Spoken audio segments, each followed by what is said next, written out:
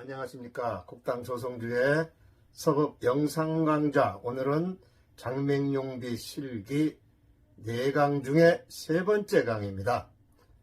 제 30강이죠. 글자의 부분적 특징 실기라고 이름을 붙였는데요. 기필, 수필, 그 다음에 좌별 쓰기, 좌고, 우저, 좌저, 우고, 좌소, 우대, 횡구, 겉머리 우측 부분이죠. 그 다음에 앙부, 책받침, 마음심의 확장 안배, 하부에 있는 마음심입니다. 그 다음에 해행의 합용까지 살펴서 여러분께 몇 글자씩만 시필을 해서 설명을 하면서 공부를 하도록 하겠습니다. 다음 시간은 31강은 동자의 변형입니다.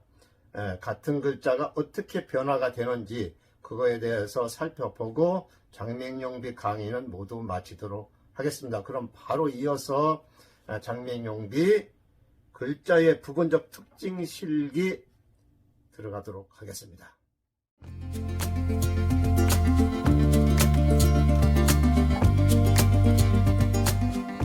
이번 시간은 장맹용비 글자의 부분적 특징을 알아보는 실기 시간입니다. 먼저 몇 가지로 구분을 했는데요. 그 중에서 먼저 기필과 수필에 대해서 살펴보겠습니다. 여기 자료를 갖고 나왔는데요. 자, 잘 보세요. 자, 왼쪽에 귀자에 기필, 수필, 오른쪽 해년자에 수필 부분, 숫자의 수필 부분, 풀을 청자의 기필, 수필 부분. 자, 이렇게 조금씩 다르죠. 어떤 것은 우리가 공부한 영자팔법에 준해서 쓴 것도 있고 그렇지 않은 것도 있습니다. 그래서 여기서 2글자씩만 골라서 써보겠습니다. 자세한 설명은 다 쓴 다음에 적색으로 체크를 하면서 지난번처럼 하면서 상세하게 설명을 한 번 더 하도록 하겠습니다. 먼저 여기서 이 일만만자의 기필과 수필은 가장 원칙적으로 썼죠. 그래서 이거를 한번 써보겠습니다.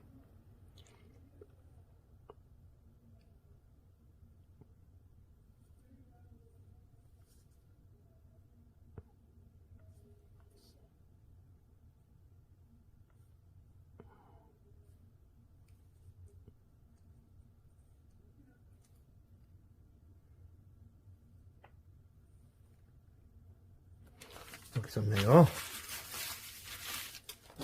바로 옆에 있는 지킬 숫자의 기필, 수필을 한번 써보겠습니다.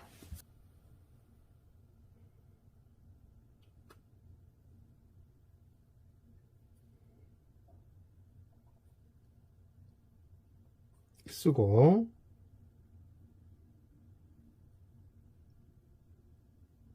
이 시간에는 기필, 수필에 관한 사항만 말씀을 드립니다. 자, 여기 와서 이렇게 해서 끝을 이렇게 회봉을 시켰죠.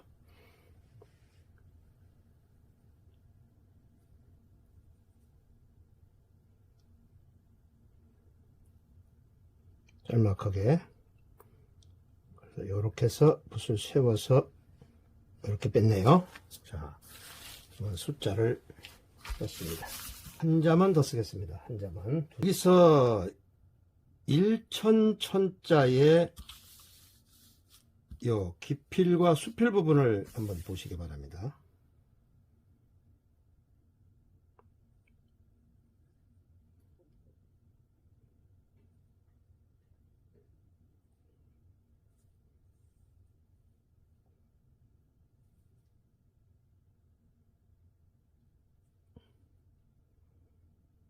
좀 길쭉하게 뺐죠.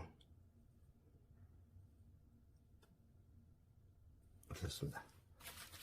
자, 그러면은 이 3개의 기필, 수필 부분이 조금씩은 변화가 있죠. 특히 중간에 숫자의 오른쪽 빼는 부분 상당히 뾰족하게 빼냈네요. 자, 그러면은 기필, 수필은 이렇게 이해를 하시면 되고요. 다음은 좌별입니다. 이 좌별은 요걸 뜻합니다. 요거. 밑으로 늘어진 해. 요 해. 많이 늘어졌죠. 특히 장맹용비에 있는 좌별은 아주 멋집니다. 스무스하게 늘어뜨려서 오른쪽 획과 예를 들어서 이 획과 이 획의 편차가 상당히 심하죠. 이 세금 같은 건 더 그렇습니다. 한 번 더 보시겠습니다. 요렇게. 본자도 그렇죠. 봉자도 그렇죠. 일수자 상당히 심하죠. 세금자, 거자. 이렇게 상당히 심합니다. 그래서 요 부분이 독특한 특색을 가지고 있어서, 물론 뭐 묘지명에서도 이렇게 나옵니다만, 특히 당에서는 이런 게 안 나옵니다. 당에는 왼쪽에 올리죠. 이쪽에 오히려 올라가는데, 부기해서에서는 이렇게 늘어집니다. 그게 매력이거든요. 그래서 먼저 여기다가 쇠금자를 먼저 한번 써보겠습니다. 왼쪽에 있는 요 글자입니다. 쇠금자.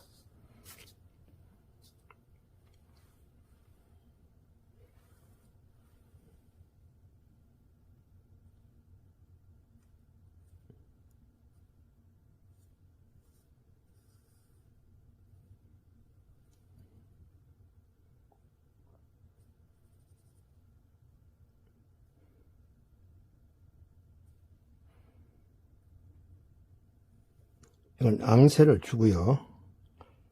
이거는 다소 평세를 주고,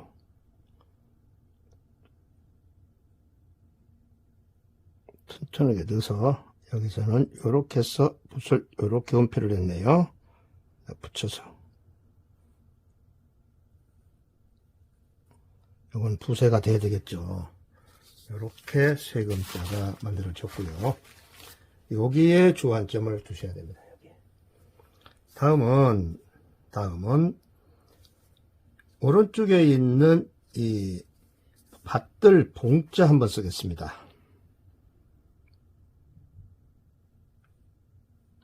이건 앙세. 교과서와 관계없이 저는 다소 앙평부를 넣겠습니다. 됐죠?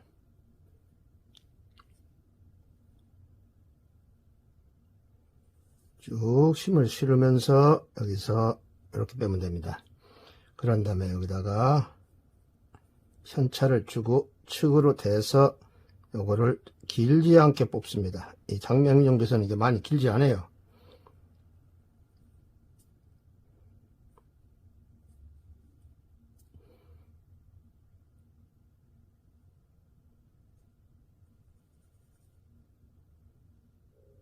이렇게 해서 봉자가 만들어졌습니다.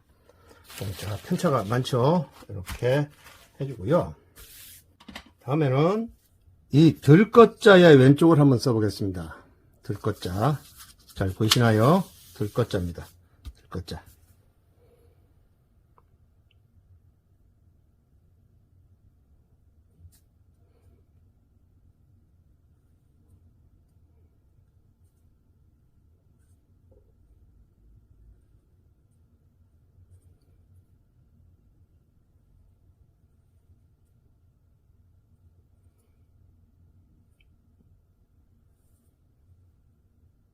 많이 앙세를 줬죠. 많이 올라갔죠. 그 다음에 요획입니다. 요획은 그저 노봉 비슷하게 들어가면서 굳이 여기서는 역입을 하게 되는데 살짝만 됐다가 스무스하게 이렇게 뽑아내야 됩니다. 이렇게. 그런 다음에 바로 떨어지기가 무섭게 행서 쓰는 기분으로 여기서 이렇게 나가야 맞죠. 그 다음에 여기다가 이렇게 대주고요. 요거는 다소 부세로 집어넣어서 여기서 바로 이렇게 마무리를 지면은 끝자가 멋지게 나오죠. 요 획이 상당히 중요하죠. 요 획. 네, 그거를 강조하시기 바랍니다. 자, 그러면은 다음은 세 번째 좌고우저. 좌고우저. 좌측이 높고 우측이 상대적으로 낮게끔 쓴 글자죠. 장명용비는 이런 글자가 상당히 많습니다만은 그 중에서 몇 자만 골라왔습니다. 좌, 고, 우, 저 이런 형태입니다. 그래서 여기서 두 자만 써보겠습니다. 자, 먼저 오른쪽에 있는 이 도자를 한번 쓰겠습니다.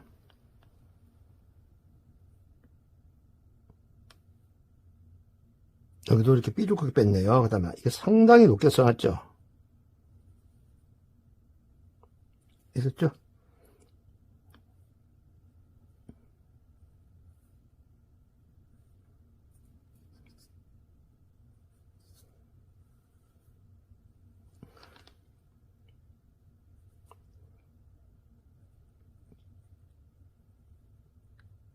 자, 좌측을 이렇게 써놓고요.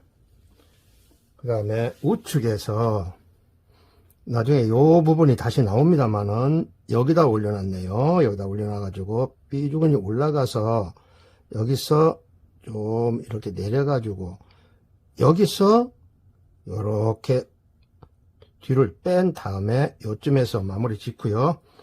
그 다음에 요 획이 아주 신기하게도 이렇게 힘을 실으면서 수로 형태로 이렇게 만들어 놨어요. 이게 장명유배에 나오는 도자고요. 한 자만 더 쓰겠습니다. 마디들자죠. 마디들자. 요 글자입니다. 마디들자. 요렇게 생긴 마디들자. 요것도 상대적으로 좌측은 매우 높고 우측은 조그맣게 갖다 놨는데요. 나름 상당히 매력이 있는 것입니다. 자, 마디들자 씁니다.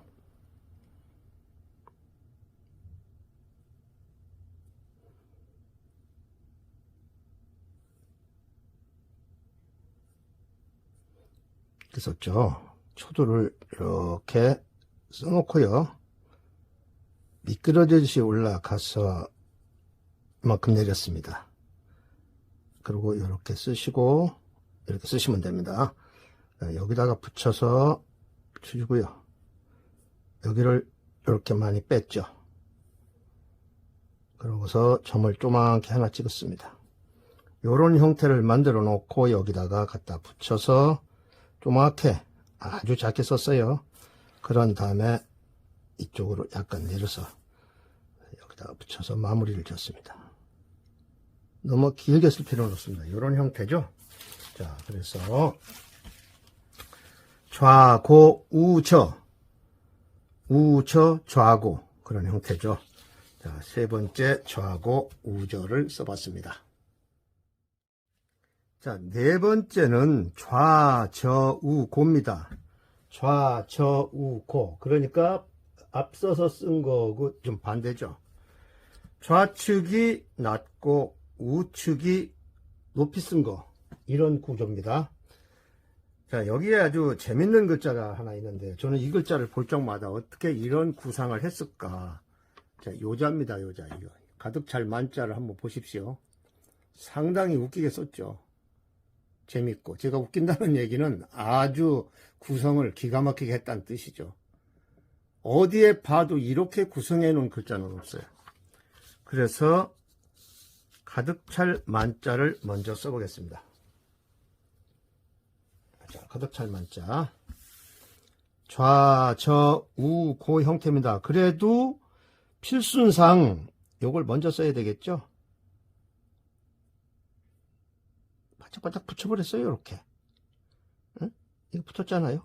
이렇게 붙였습니다. 그래 놓고 여기서 미끄러지듯이 이렇게 갔네요. 자, 그래 놓고 여기서 두툼하게 약간 과두형으로 내려갔어요. 그 다음에 이것도 이렇게 내려갔고,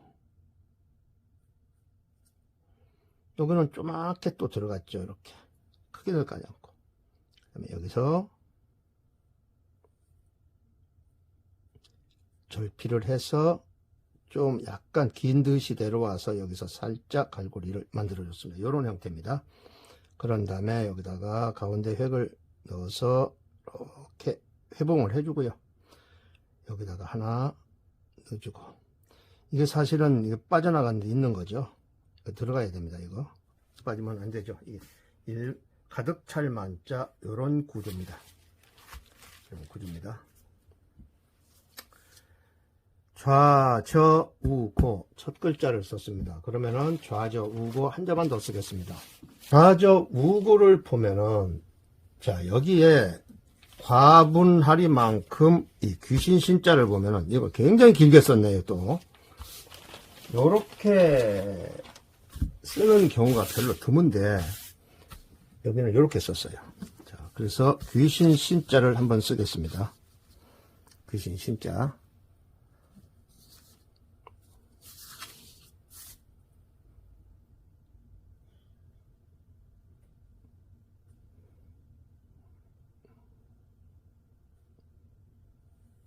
약간 이렇게 배세를 줬죠. 그러면서 그렇게 길지 않게 요 획을 빼고요. 그 다음에 여기다가 이렇게 썼습니다. 그런 다음에 점을 하나 넣었죠. 여기다가. 그리고 여기서 요런 운필로다가 들어갔죠. 그런 다음에 여기서 이렇게 가서 쓰고요.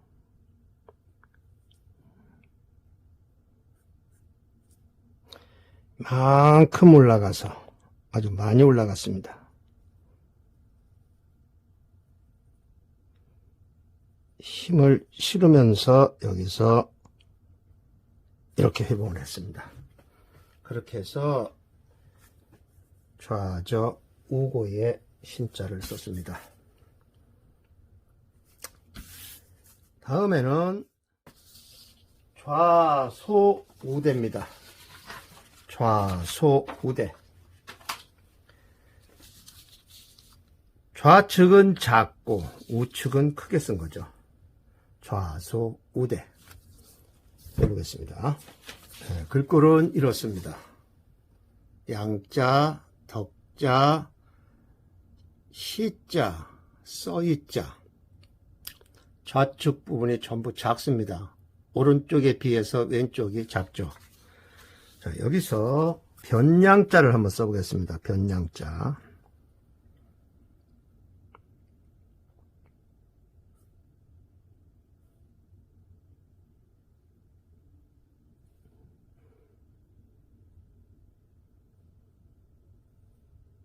여기 길게 내려가면 안 되겠죠. 좌소니까. 그런 다음에 여기서 이렇게 틀어져요. 삐죽은이 올라가서 이렇게 적겠고요. 여기다 넣어서 됐죠. 이런 형태를 만든 다음에 여기서 여기까지 왔죠. 자, 그 다음에 여기 가서 각을 친 다음에 쟀겠죠. 이게 상당히 깁니다. 이게. 그래서 여기서 이렇게 갈고리를 해주고요.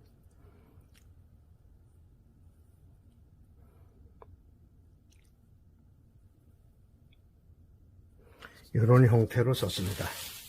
그래서 좌소 우대 첫 글자입니다. 한자 더 씁니다. 좌소 우대 한자 더 씁니다. 덕자를 한번 쓰겠습니다.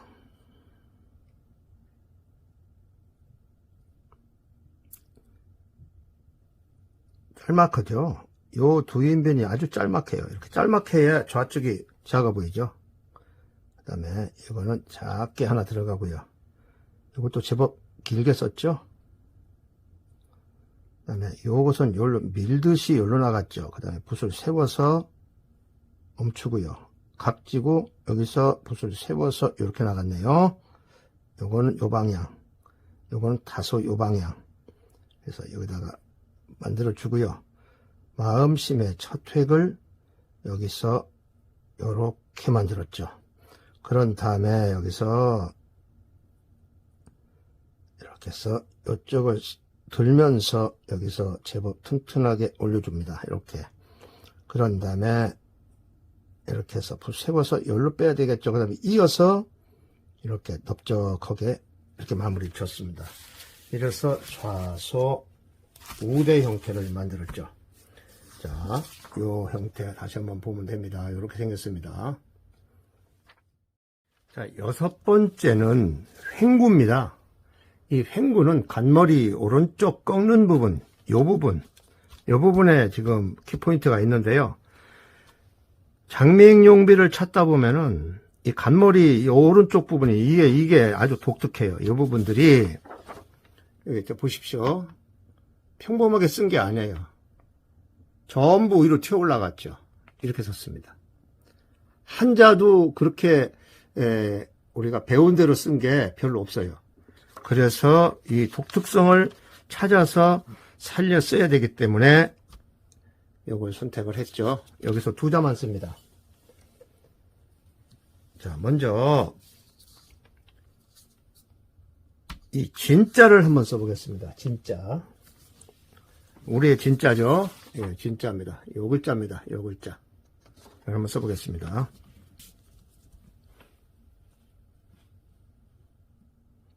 여기는 비교적 이렇게 작겠습니다. 그 다음에 여기서 이렇게 각을 탁 냈습니다. 가늘죠? 여기서 이렇게 해놓고 나서는 붓이 다시 위로 튀어 올라가서 여기서 날카롭게 이렇게 뺐다고 봐야죠. 그런 다음에 해고요. 다시 또 이렇게 넣고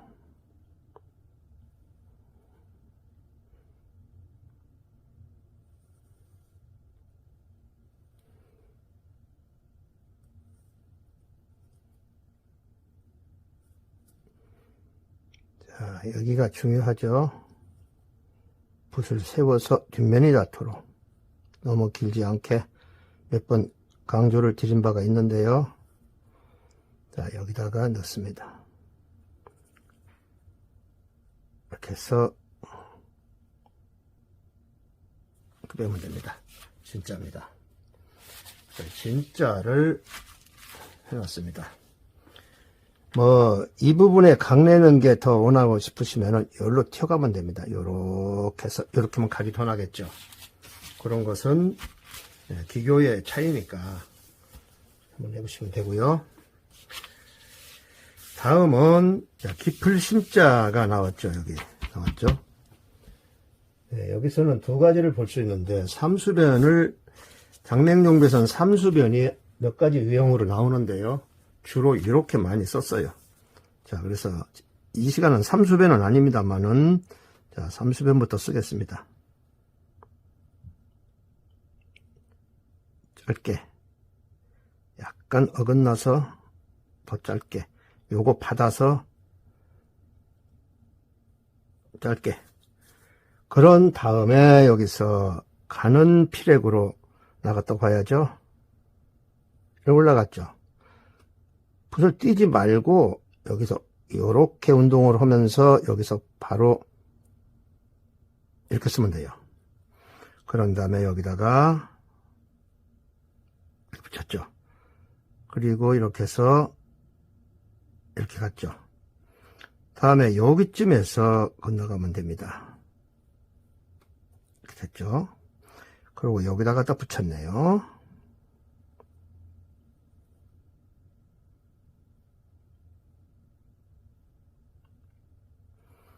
다음에 두툼하게 넣어서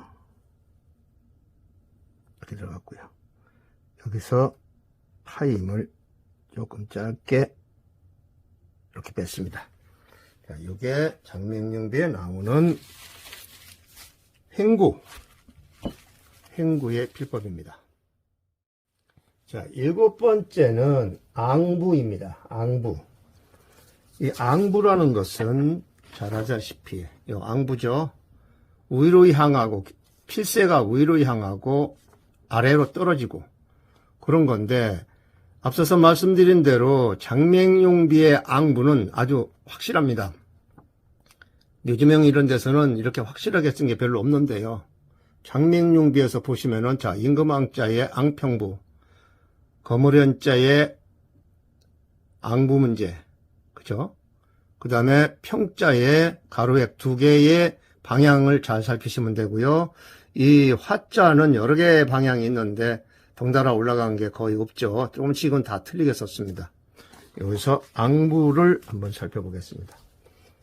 자, 그래서 거물현자를 한번 쓰겠습니다. 여기 거물현자.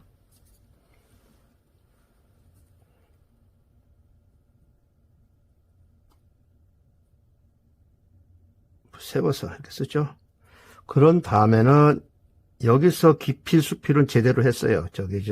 우리가 배운 대로 제대로 했다는 의미는 무슨 뜻인지 아실 겁니다. 알겠죠? 영자팔법에서 배운 대로 좀 했다는 말씀입니다. 그 다음에 여기다 대고, 자, 여기서 붓이 이렇게 나가야 되겠죠? 위로 향하지 말고 약간 이렇게. 그러면 여기서 다시 또 이렇게 나갔죠? 이렇게 나가야 되겠죠? 여기서 붓이 이렇게 떨어졌다 이 말입니다. 그래 놓고서 여기다가 이렇게 점을 찍어서 마무리를 했죠. 이런 형태입니다. 이런 형태이기 때문에 앙부의 문제 굉장히 강조를 했죠. 자, 앙부 문제 하나 더 씁니다. 앙부의 문제, 여기서 평자를 한번 써보겠습니다. 평자.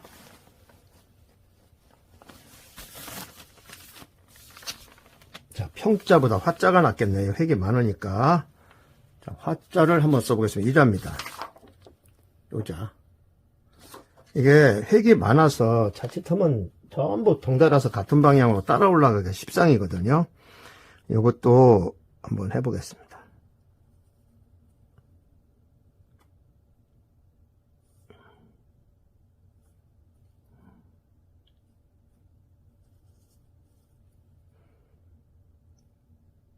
이거는 어느 정도 올라갔죠.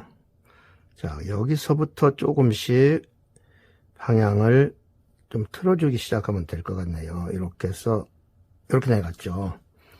그 다음에 여기다가 대주고요.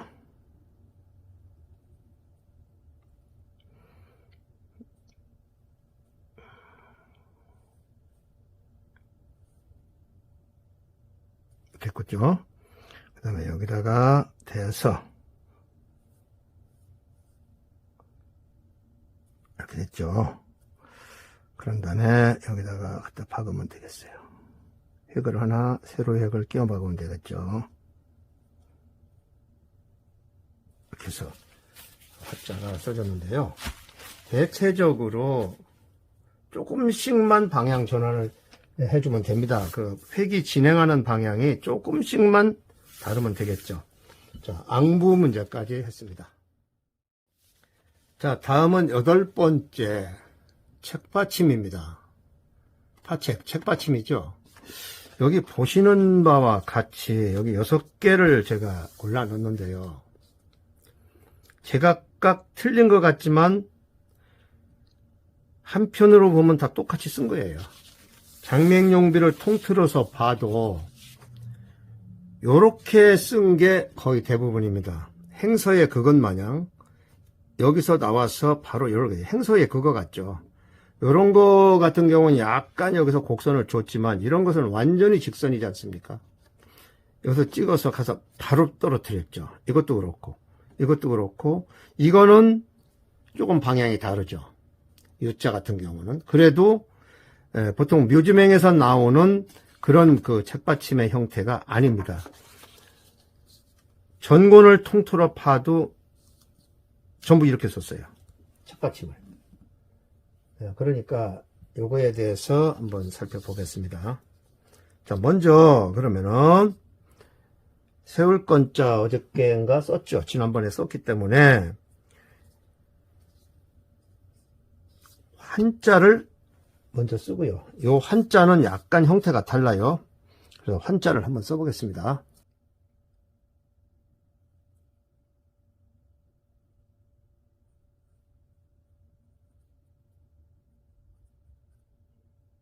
이렇게 만들어 놓고요. 빼줬고 뺐죠, 여기. 자, 여기서 짤막하게.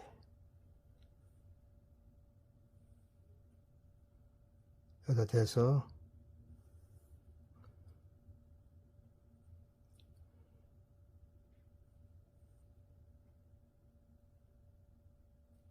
이렇게 해 놓고 여기다가 들어갔네요. 이렇게 들어가 놓고 여기서는 약간 이런 느낌을 줬어요. 이렇게 줘서 여기다 받침 넣어가지고 각을 많이 주지 않고 동그랗게 짤막하게 빼버렸습니다. 여기 이렇게 이 정도로 뺐죠. 한자 길게 뽑질 않았어요. 여기서 조금만 빼냈네요.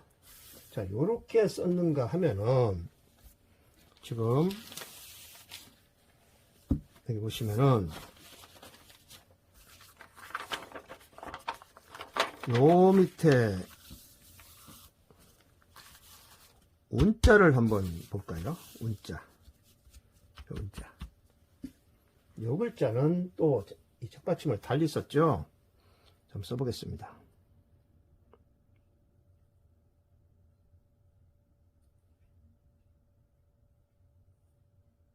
여기도 마찬가지로 올라가서 여기서 떨어뜨렸어요. 이렇게. 여기 다 이렇게 썼습니다. 전책을 다 망라해서 찾아보면은 다 그렇게 썼어요. 다르게 쓴 획이 거의 없다고 봐야죠.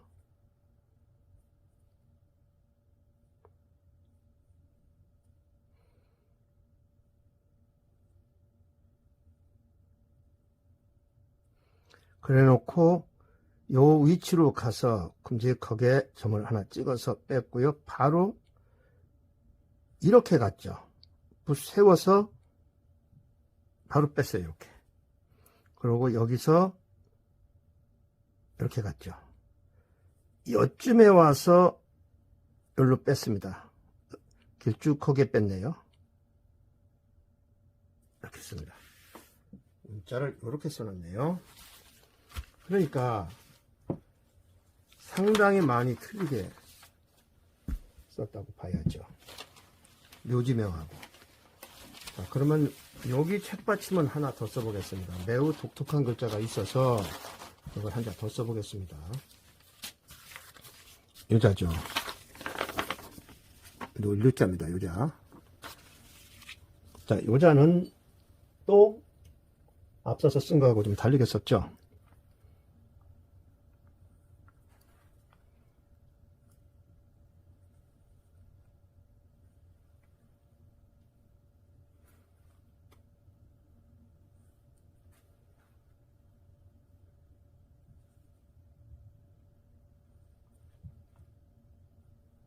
이렇게 가서 여기까지도 올라가서 내려갔어요.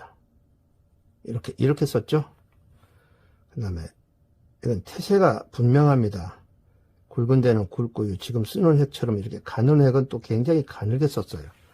그런 다음에 여기서 굉장한 여유를 주면서 요 위치에서 붓이 요렇게 가면서 안으로 이 획을 뺐죠. 이렇게 안으로 뺐죠. 요 획이 떨어지기가 바쁘게 여기다 대서 요건 밖으로 요렇게 밀어냈죠. 그런 다음에 여기서 요렇게 나갔습니다. 이렇게 썼네요. 그러니까 이게 지금 아까도 말씀드렸다시피 우리가 지금 쓰는 붓은 굉장히 긴 붓으로 쓰고 큰 붓으로 쓰기 때문에 이 당시에 이게 원촌이 아니잖아요. 확대된 거지. 이때는 작은 붓 가지고 썼기 때문에 지금 쓰는 이 큰 붓하고는 운필하기가 조금 틀려요. 그 점을 감안하셔야 됩니다. 자, 9번째입니다. 9번째는 마음심자의 확장안배라고 이렇게 제목을 달았는데요. 지금 보시다시피 밑에 하부의 마음심들이 굉장히 폭넓게 넓게 썼어요. 마음이 넓죠? 이렇게 해서 대개는 여기를 오므라들게 쓰기도 하는데 이렇게 전체적으로 하부 마음심이 상부를 완전히 떠받쳐주고 있는 그런 꼴이죠. 거의 이렇습니다. 장맹용비에 나오는 전책을 통해서 마음심을 살펴보면은 하부에 있는 마음심, 말하자면 발에 해당되죠. 마음심 발은 없으니까 연화발 뭐 이런 건 있지만 어쨌든 이 하부에 있는 마음심을 이렇게 넉넉한 마음으로 썼죠. 자, 여기서 태자를 먼저 한번 써보겠습니다. 이자입니다. 태자, 요 글자입니다. 요 글자 여기다 놓고요. 태자입니다.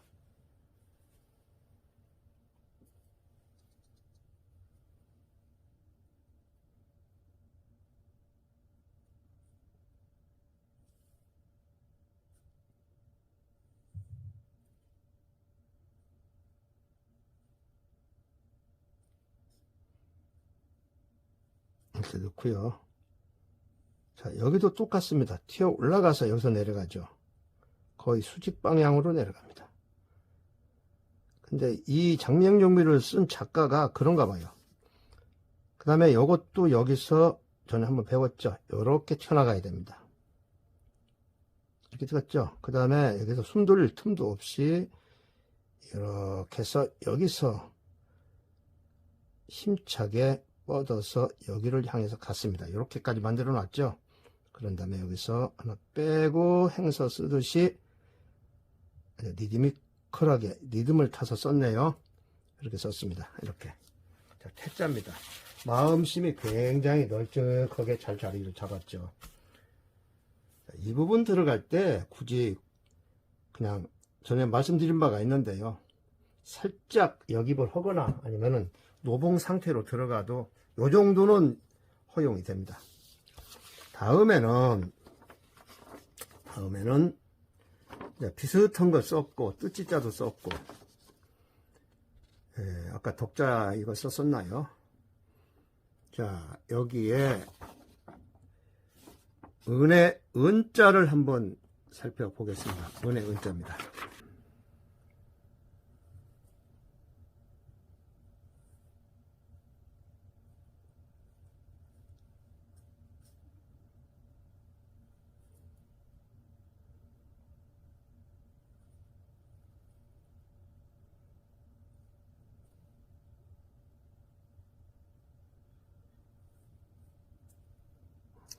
마찬가지로 여기서 이렇게 들어갔죠. 짤막하게. 그런 다음에 바로 여기는 그냥 이렇게 행서처럼 완전히 행서 병용이에요. 그래서 여기서 이렇게 밀어놓고 이렇게 한 다음에 붓을 세워서 이렇게 되고 바로 이어서 영락 없는 행서네요. 이렇게 썼죠. 은행 은자 썼습니다. 자, 이렇게 해서 마음심자의 확장 안배까지 끝났습니다. 네, 10번째 다음은요. 해행병용입니다. 합용이라고도 그러죠. 해행병용 또는 해행합용. 자, 요런 글자들입니다. 여기 변자를 보면 이거 완전 행서죠? 요 두 핵, 이거 연결된 게 행서입니다. 그 다음에 마음심자도 보면은 행서 쓰는 기분으로 썼습니다. 이건 분명히. 약간 해설하기보다는 행서의 기분을 썼고요.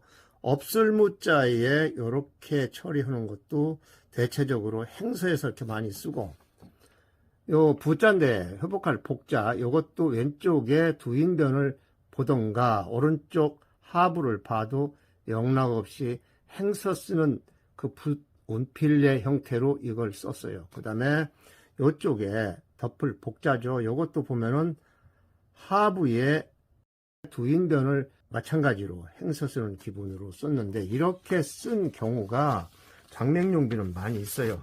그래서 여기서 한번 써보겠습니다. 자, 먼저 무자를 한번 써보겠습니다. 심자는 앞에서 나왔으니까 이 무자입니다.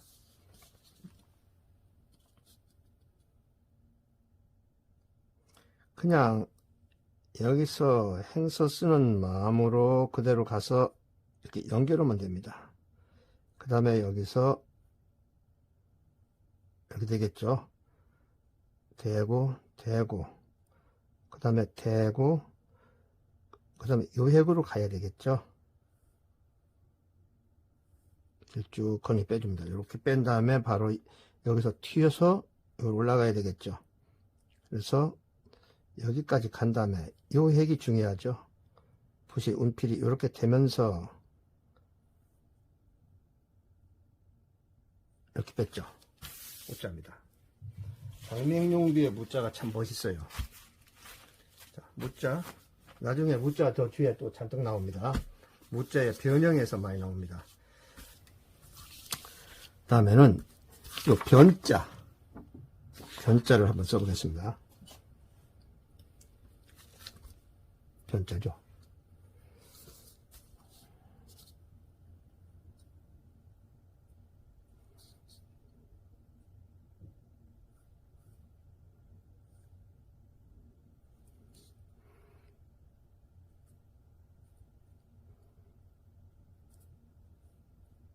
여기까지는 일반 해서 쓸 적의 기분 그대로 썼죠.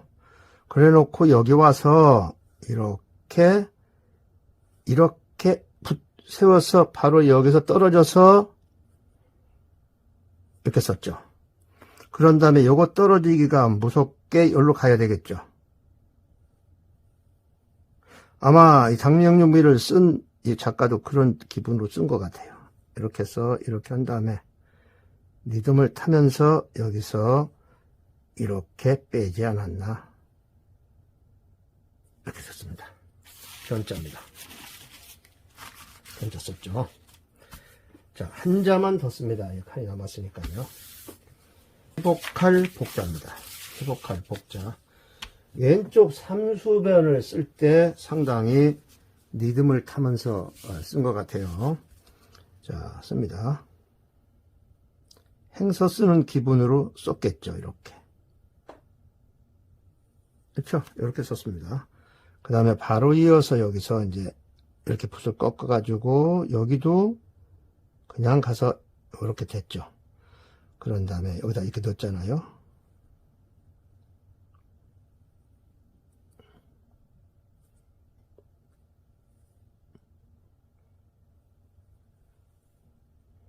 그런 다음에 여기서 요게 행서 쓰는 기분이라는 거죠. 이렇게 썼으니까요. 이렇게 썼습니다. 그래서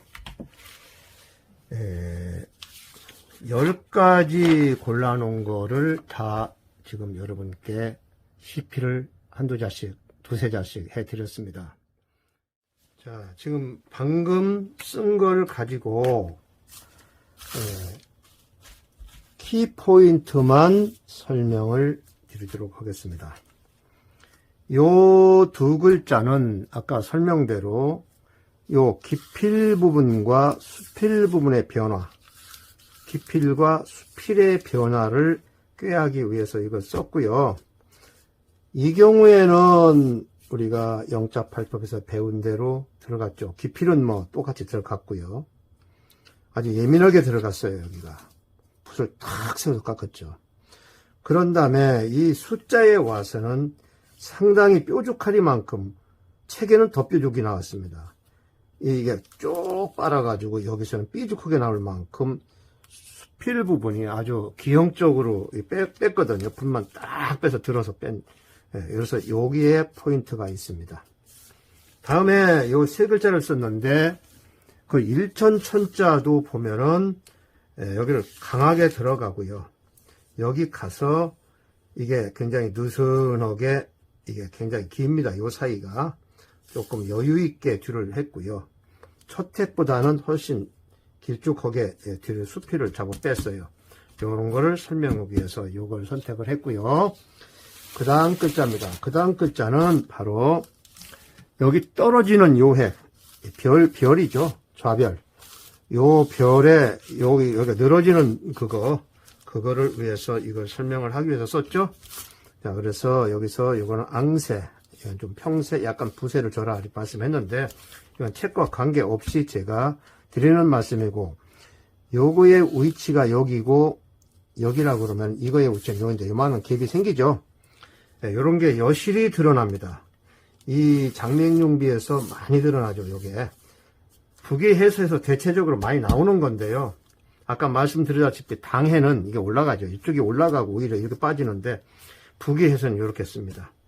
그 다음에 여기 있는 요 글자는 요게 아주 매력적이라고 그랬죠.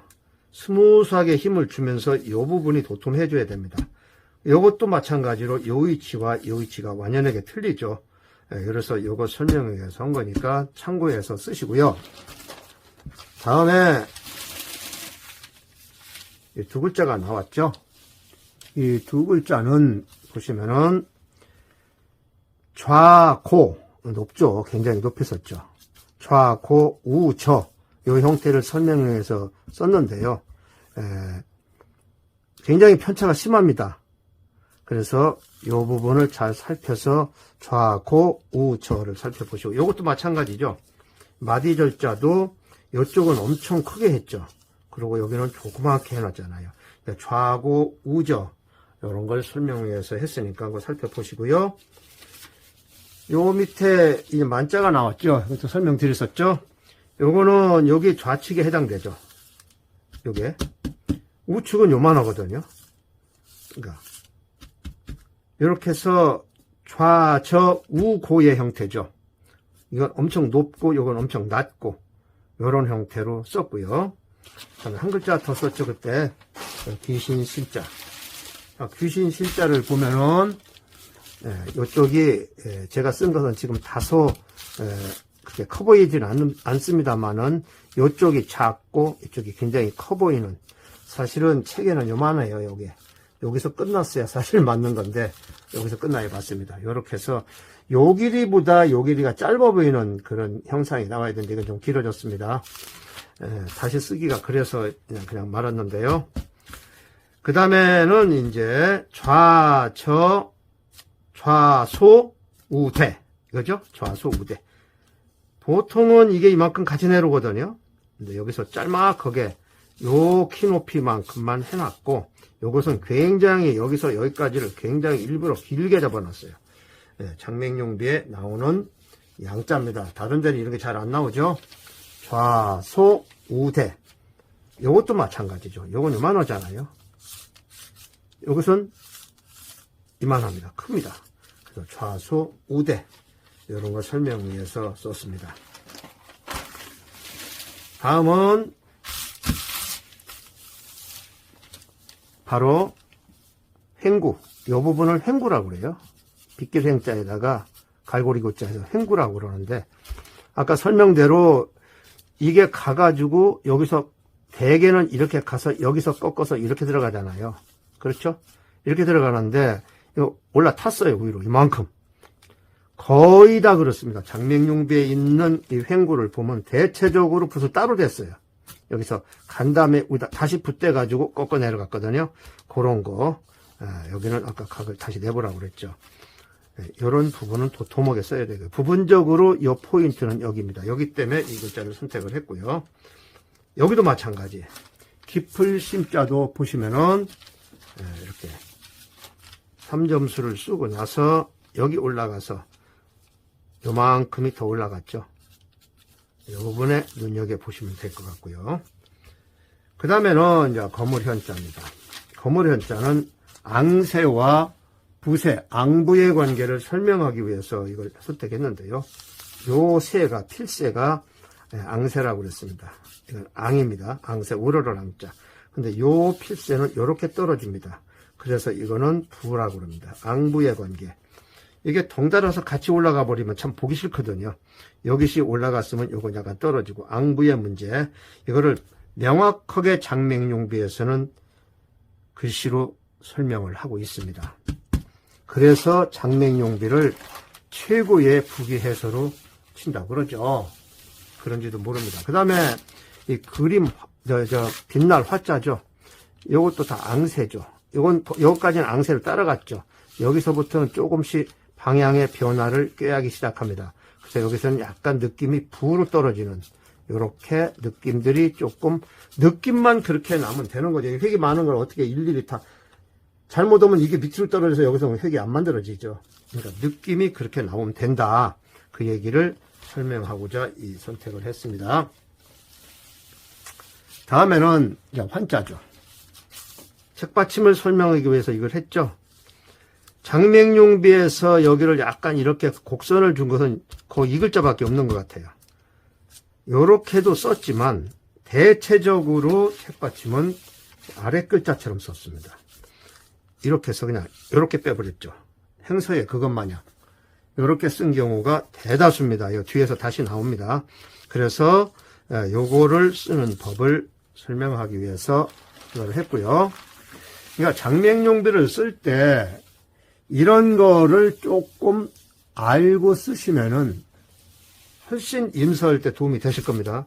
하나 더 있죠. 요거는 이렇게 내려갔죠. 여기. 그죠?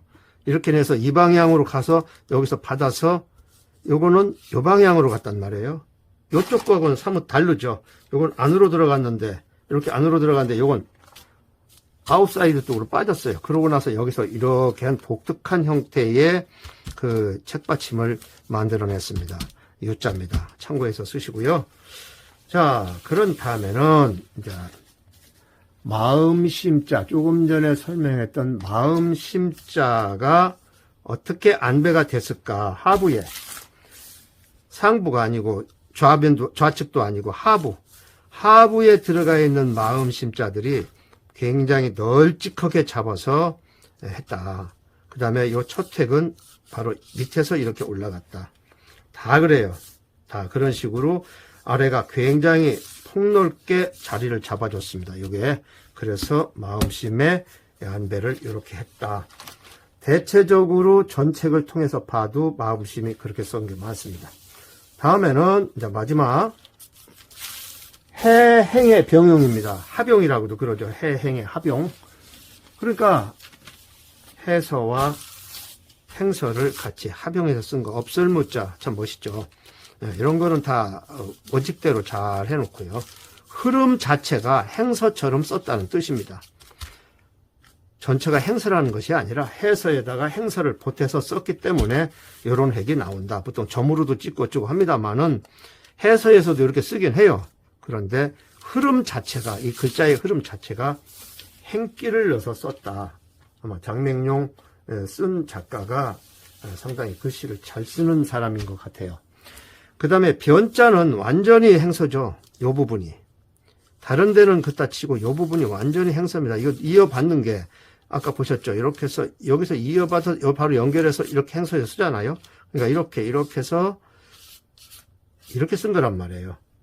연결해서 행서에서 요것만 떨어지고서 여기서 한참 쉬었다 가는 게 아니라 그 다음에 봐서 요게 들어가고 이렇게 느낌이 이렇게 해서 이런 느낌으로 쓰지 않았을까. 그래서 해행 병용을 제가 말씀을 드리는 겁니다. 그 다음에는 이제 끝자입니다. 여기도 요게 이제 이게 두인변이잖아요.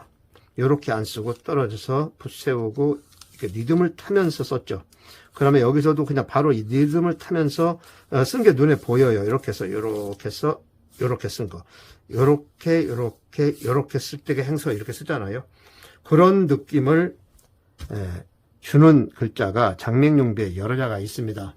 참고하셔서 장맹용비 임서를 하시고 부디 좋은 글씨를 쓰시기 바랍니다.